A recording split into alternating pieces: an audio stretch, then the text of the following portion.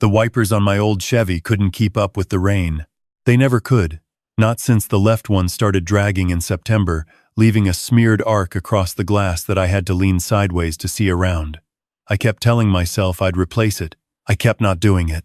At 71, you learn which battles are worth fighting, and a wiper blade never seemed like one of them, not when there were bigger things demanding your attention. The rain had started somewhere around Knoxville and hadn't let up since. 4.5 hours into the drive, my right knee was telling me things I didn't want to hear. The arthritis had settled deep into the joint sometime around my 65th birthday and never left. On bad days, it felt like someone had packed the whole knee with broken glass. Today was a bad day.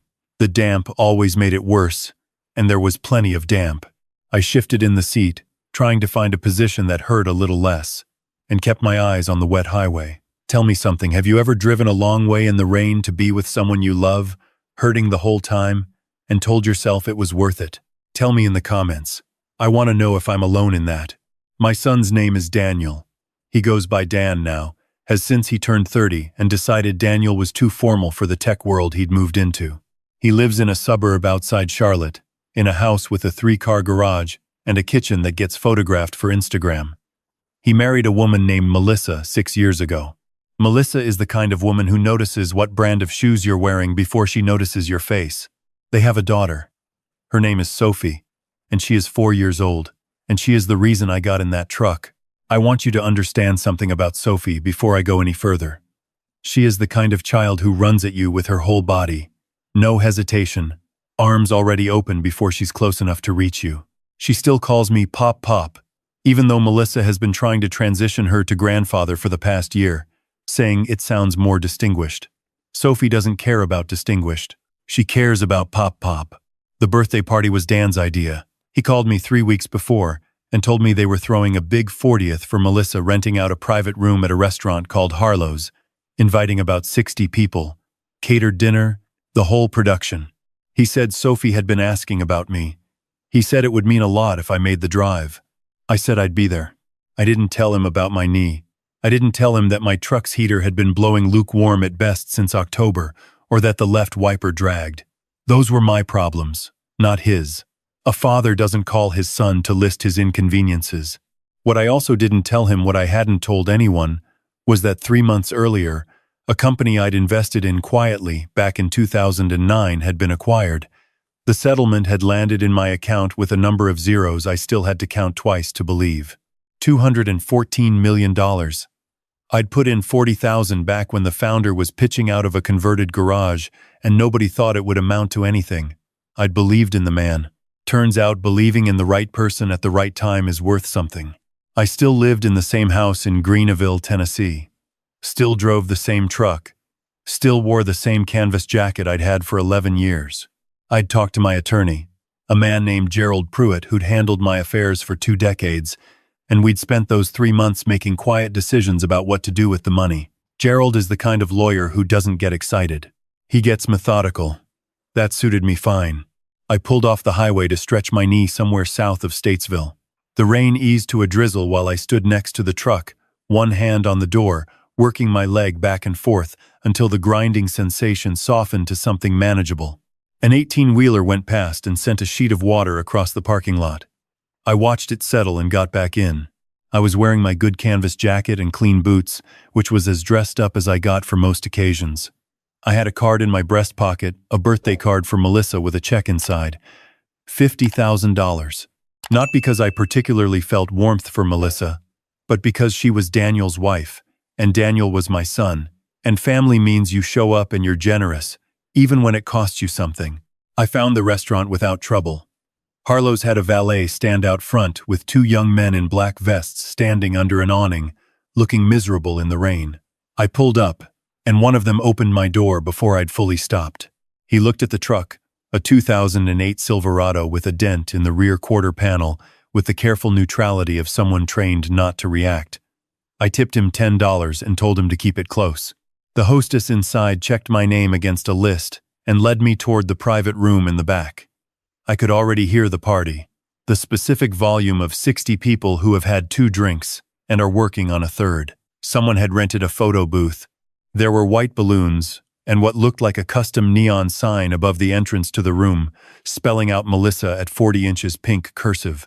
I stood at the entrance for a moment, getting my bearings. The room was beautiful. Long tables with candles, a bar along one wall, a small stage area at the far end, people in cocktail dresses and blazers. I spotted Daniel near the bar, talking to a group of men, laughing at something. He was wearing a suit I didn't recognize. He looked healthy and comfortable and completely at home. He hadn't spotted me yet. I was about to raise a hand when I heard Melissa's voice from somewhere to my left. She was standing with two women near a high-top table, her back half turned to me. I couldn't see her face. I could hear her clearly. "He's actually coming," she was saying. The tone was the one people use when they're telling a story that's supposed to be funny, but the punchline is someone else's embarrassment. One of the women said something I couldn't make out. "Dan insisted," Melissa said. "I couldn't talk him out of it.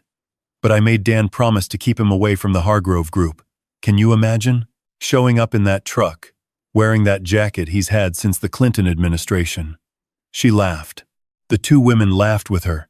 "I love Dan's father, I do, but there's a reason we don't put him front and center." She paused, and then she said something that stopped me where I stood. "Honestly, he doesn't have much left anyway. Dan says the investments dried up years ago. At this point, he's just a sweet old man who watches TV and fixes fences, which is fine.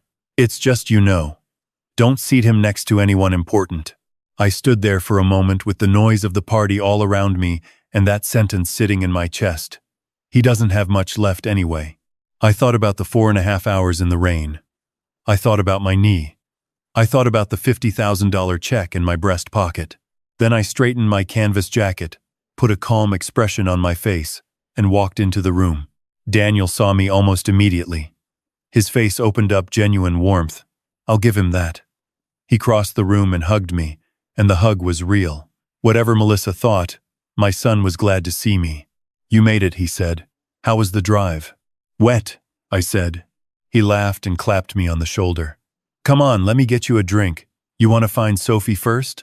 She's been asking about you since this afternoon."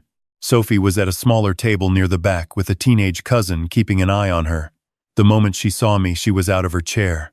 She hit me somewhere around the midsection with both arms, and I put my hand on the top of her head and held on. "Pop, pop," she said into my jacket. "Hey, sweetheart," I said. We stayed like that for a moment. Then she leaned back and looked up at me with those serious eyes she has, the ones that always look like they're doing math. "Did you drive a long, long way?" she asked. "I did," I said. "Was it raining?" "The whole way." She considered this with great seriousness and then said, "I would have come to get you." I crouched down to her level, knee protesting the whole way. "I know you would have, baby." I got a drink from the bar, just water, and spent the next hour circulating. I talked to Daniel's colleagues, a couple from their neighborhood, an older gentleman named Frank who turned out to be Melissa's uncle and was perfectly pleasant company. Nobody mentioned my truck. Nobody mentioned my jacket.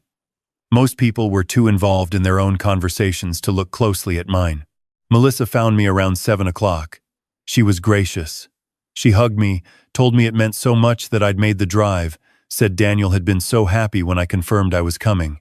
Everything she said was correct and nothing behind it was warm. She was a woman performing affection for an audience of one. "We're about to do toasts," she said. "You should sit down." I found my seat. I was at a table toward the back, not next to anyone from the Hargrove group, whatever that was. The toasts started. Daniel went first, talking about the 10 years he'd known Melissa, the life they'd built, the daughter they were raising. He was eloquent and funny, and clearly loved his wife. I was glad, watching him, that he had found someone, even if that someone had opinions about my jacket. Then Melissa's sister spoke, then a college friend, then someone introduced as Melissa's business partner, a sharp-looking woman named Renee who talked about Melissa's professional accomplishments for 5 minutes. Then Melissa stood up herself. She thanked everyone for coming. She thanked Daniel. She thanked her parents. She gestured toward the room and said something about abundance and gratitude. And then she said something that made me set my water glass down carefully on the table. She said, "And I want to acknowledge what we've been building toward, Dan and I, together, because this next chapter, and Dan, you know what I mean, this is the chapter we've been planning for." The way she said it, the way she looked at my son, Something in it was off-key, a note that didn't belong in a birthday toast. Daniel smiled, but it was a careful smile. The kind of smile that knows where the cameras are. I thought about a conversation I'd had with Gerald 6 weeks ago. He'd called me to flag something he'd noticed during a routine review, a letter of inquiry from an attorney in Charlotte, asking questions about the structure of my assets, specifically asking whether I'd signed any transfer documents in the past 18 months. Gerald had been direct with me. Someone had been asking around. He didn't know who. He'd started making calls. 3 days later, he called me back with an answer. The attorney in Charlotte represented my son and daughter-in-law. They had been consulting with a specialist in elder financial management. The questions were about whether my assets could be moved into a family trust with Daniel and Melissa as co-trustees if I were to be assessed as experiencing cognitive decline. Gerald had said it plainly, "Harold, someone is building a case to have you declared incompetent. I want you to sit with that for a moment, because I had to." I sat with it for 3 days before I could talk about it without my voice doing something I didn't want it to do. My son, the boy I'd coached Little League for 4 years, the boy I'd driven to college with a truck full of boxes, helped him move his furniture, stood in the parking lot afterward not wanting to leave. That boy had hired an attorney to evaluate whether his father could be legally sidelined. I hadn't confronted him. Gerald had advised against it until we were ready. So I'd come to this party, in my old truck, in my canvas jacket, with the check in my pocket, and I had waited. After the toasts, when people were moving toward the dinner tables and the caterers were bringing out the first course, Daniel appeared at my elbow. "Can we talk for a minute?" he said quietly. I followed him through a side door into a short hallway. It was quieter there. A service corridor with a stack of folded linens and a fire door at the end. "I'm glad you came, Dad," he said. He had his hands in his jacket pockets. "I've been wanting to talk to you." "About what?" I said. He looked at the floor, then back up. "About your situation, your finances. I know things have been tight since you stepped back from the business. I've been worried about you, honestly. You're up there alone. The truck is falling apart. You've got the knee." He stopped. "I just want to make sure you're protected." I looked at my son for a moment. I thought about the attorney in Charlotte. I thought about the phrase cognitive decline written in a legal document. "Protected," I said. "I've been talking to some people," he said. "Financial advisors, estate planners. There are ways we could structure things, a family trust, something formal where you'd still have everything you need, but it would be managed. You wouldn't have to worry about it. You'd manage it," I said. "We'd all have a hand in it. It's not like—" "Dan," I said. I kept my voice quiet. "How long have you and Melissa been planning this?" He went still. "Because Gerald called me 6 weeks ago," I said. "And he told me someone was asking questions about my assets. And then he found out who." The color in his face changed. "I didn't come here tonight to surprise you," I said. "I came here because Sophie asked about me. And because whatever you've done, you are still my son. And I wanted to look at you and give you a chance to tell me the truth before I decided what happened next." He didn't say anything for a long moment. When he spoke, his voice was thinner than I'd ever heard it. "Melissa thought she said if something happened to you, the assets could get tied up, contested, complicated." "Melissa thought," I said. He stopped. "Son," I said, "I want you to understand something. 3 months ago, a company I invested in 20 years back was acquired. The number that landed in my account is one I'm not going to say out loud in a hallway. But I want you to know that when Gerald found out what you were doing, we had already started moving. Everything has been restructured. The trust exists. Gerald is the trustee. The documents are signed and filed. Daniel staredatme." Melissa said, "I don't have much left," I said. "She said the investments dried up years ago. I heard her tonight, before I walked in. She was telling it to her friends like a funny story." He closed his eyes. "I don't need you to manage me," I said. "I need you to be my son. I needed Melissa to be my daughter-in-law. And right now, I don't know what either of you actually is to me." I reached into my breast pocket and took out the birthday card. I held it for a moment, and then I set it on the folded linens beside me. "That was for her," I said. "I'll let you decide if she should have it." I went back through the door into the party. Sophie was at the children's table eating her dinner, and she waved at me with a fork. I went over and sat with her for a while. She told me about her preschool class and a painting she'd made of a horse that she said looked more like a dog but that she still liked. I told her it sounded perfect. I stayed through the dinner. I was civil to everyone I spoke to. When the cake came out, I sang along with the room. I did not go out of my way to find Melissa, and she did not come to find me. When I said my goodbyes, I kissed Sophie on top of her head and told her I'd see her soon. She held my hand all the way to the entrance of the room and then let go slowly, the way kids do when they're not sure the person is coming back. I got my truck from the valet. The rain had stopped while I was inside, and the parking lot was wet and quiet. I sat for a moment before I started the engine. My knee ached. My chest ached differently. The next morning I called Gerald. I told him to proceed with everything we'd discussed. One portion of the trust, a substantial one, was earmarked for a college fund that would go directly to Sophie on her 18th birthday, structured so that neither Daniel nor Melissa could access or redirect it. Gerald confirmed it was already drafted that way. I also called. Some things, I decided, were worth fixing after all. I drove back to Greenville in weather that had cleared overnight, the hills soft and gray-green in the early winter light. I thought about Daniel, who was my son and whom I still loved, and about the long distance between the boy who used to fall asleep in the truck on the way home from Little League, and the man standing in a service corridor who had let his wife build a case against his own father. I thought about Sophie, who would have come to get me in the rain. I thought about what abundance actually is, not the number Gerald reads back to me from statements, but the ability to look at the people in your life and know which ones see you. I don't know what Daniel will do now. I imagine there will be a phone call, and it will be difficult, and I will answer it because he is my son and I am his father, and that doesn't stop being true even when it hurts. What happens after that is up to him. What I know is this.